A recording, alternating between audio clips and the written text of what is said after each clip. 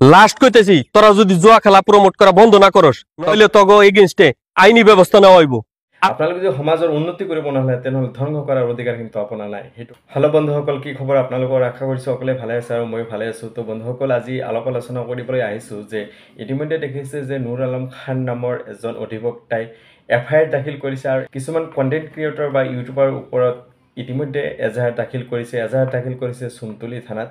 আৰু এজাহাৰ এইকাৰণে দাখিল কৰিছে যে যিসকল ইউটিউবাৰে যিসকল কণ্টেণ্ট ক্ৰিয়েটৰে আজি কেইদিনমান ধৰি এটি গেম, বিশেষকৈ এটি গেম ইণ্ডিয়াক নামৰ এটি গেম, অনলাইন গেম তেওঁলোকে প্ৰমোশ্যন কৰিছিলে। আৰু সেই প্ৰমোশ্যন কৰাৰ কাৰণে যে সমাজখন বিপথে পৰিচালিত হ'ব, সমাজৰ উদীয়মান যুৱতীসকল যে বিপথে পৰিচালিত হ'ব, তাৰ কাৰণে তেওঁলোকৰ ওপৰত এজাহাৰ দাখিল কৰিছে।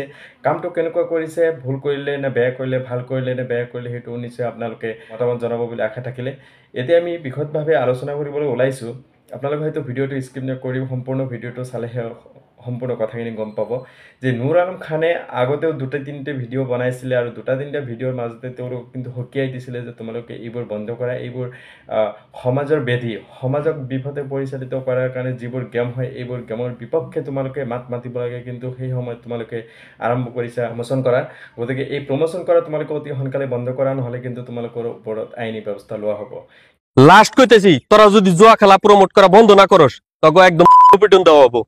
তোরা গো ভিডিও মোবাইল বাই করলেই অমুক জুয়া খেলাও, তমুক জুয়া খেলাও, অমুক গেম খেলাও, তমুক গেম খেলাও। তোরা এটা কি পাইছা? হ্যাঁ, তগো পয়সা কামাইনার রাস্তা অন্য কিছু নাই। তোরা অন্য রাস্তায় পয়সা কামা। তোরা যেটা লম্পিটগিরি করতেছে তগে কি বাপ মা এনে শিখাইছে নাকি? হ্যাঁ, লম্পটরা তগো একদম পিঠে বস্তা বাইন্দা পিটা নেবো। তোরা যে নাকাম করতেছে, সমাজ ধ্বংস করতেছে, ছোট ছোট পয়পুলহান যারা স্কুলে লেখাপড়া করে তাগো জিনা বিপথে পরিচালিত করতেছে, তারা জুয়া খেলা শিখবো। তোরা জিনা গেম খেলা বের করতেছে, মানে কি গেম মানুষে বুঝে না, মানুষে জানে না। তোরা ইংলা করা বন্ধ কর।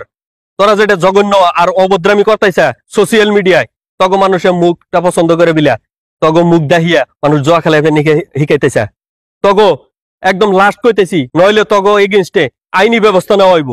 কিন্তু সেই সময়তো কিন্তু তেওঁলোকে এই প্ৰমোশ্যন কৰাটো বন্ধ কৰা নাছিলে। তাৰ একদিন পিছত 2 দিন পিছতে তেওঁলোকৰ ওপৰত মুঠ 11জন 10জনৰ নাম দেখিছোঁ। 10 নম্বৰত আছে আনান বুলি, আৰু যিসকলৰ নাম সন্নিৱিষ্ট কৰিছে আপোনালোকে হয়তো দেখিছেই যে বিশেষকৈ আমাৰ নামনি অসমৰ বাংলা ভাষাত কণ্টেণ্ট ক্ৰিয়েট কৰা সেইসকলৰ ওপৰতে আইনী ব্যৱস্থা লৈছে। তে সেইসকলৰ বিৰুদ্ধে ইতিমধ্যে এজাহাৰ দাখিল কৰিছে। এজাহাৰত কি লিখিছে, কেনেকৈ লিখিছে মই নিশ্চয় জনাম। আৰু FIR দাখিল কৰাৰ পিছত আহি কিনে কৈছে যে অলৰেডি মই FIR দাখিল কৰি আহিলোঁ। আৰু এডভকেট নুৰ নামৰ এটি পেজ আছে, সেই পেজেই, আৰু সেই পেজটো হৈছে নুৰ আলম খান যিজনে FIR দাখিল কৰিছে এজাহাৰকাৰী, তাৰ নিজ পেজ হয়। এই পেজত সম্পূৰ্ণ ভিডিঅ'বোৰ তেওঁ আপলোড কৰি আছে বা লাইভৰ জৰিয়তে কৈ আছে। আপনাকে কথা দেওয়া মতেই আমি আজকে এই যে দেখেন এই সকল ইউটিউবারগো বিরুদ্ধে এজাহার দাখিল করলাম। তো এগো আমি বহুতবার ভিডিও বানাইছি আমার এই পেজে, কইছি তোরা এই গেম প্রমোট করা বন্ধ কর, কিন্তু আজ তরিও গেম প্রমোট করা বন্ধ করে নাই।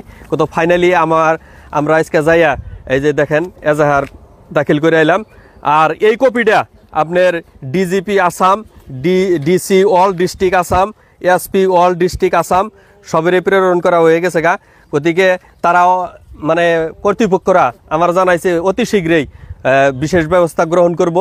এজাহাৰ দাখিল কৰিলে ঠিকেই। এজাহাৰ দাখিল কৰাৰ পিছত ইতিমধ্যে আমি দেখিবলৈ পাইছোঁ যে শুনিবলৈ পালোঁ, আৰু তেওঁ এটি ভিডিঅ'ত ক'লে যে তাৰ ওপৰত এতিয়া ভাবুকিৰ সৃষ্টি হৈছে। কিছুমানে ভাবুকি দি আছে যে এইবোৰ তুমি কি কৰি আছা, এইবোৰ অতি সোনকালে বন্ধ কৰা, নহ'লে তোমাৰ ওপৰত। তাৰ ওপৰত কেনেকুৱা ধৰণৰ ভাবুকি আহিছে সেইবোৰ আমি পুনঃপুনৰ আপোনালোকক শুনাবলৈ চেষ্টা কৰিম।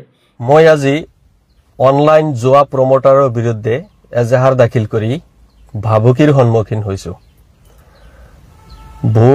খুবেই পৰিতাপৰ বিষয় যে সমাজ বিৰোধী কাম এটাৰ বিৰুদ্ধে যদি আমি মাত মাতিব যাওঁ, মই এজন অধিবক্তা হিচাপেও মানে ভাবুকি পাব লগা হৈছে। মোৰ হাতত প্ৰমাণ আছে। যোৱাকালি মই যিকেইজন ব্যক্তিৰ তথ্য আছিল মোৰ হাতত, সেইকেইজনৰ নাম উল্লেখ কৰি মই এখন এজাহাৰ দাখিল কৰিছিলোঁ সন্তলি আৰক্ষী চকীত। যিসকল ব্যক্তিয়ে অনলাইন গেমিং জুৱাটো প্ৰমোট কৰি আছে, তেওঁলোকৰ আত্মীয়ই মোক ফোন কৰি মানে নানান ধৰণৰ এনেকুৱা ভাবুকি সুৰত কথা পাতিছিলে। মোৰ হাতত তথ্য আছে।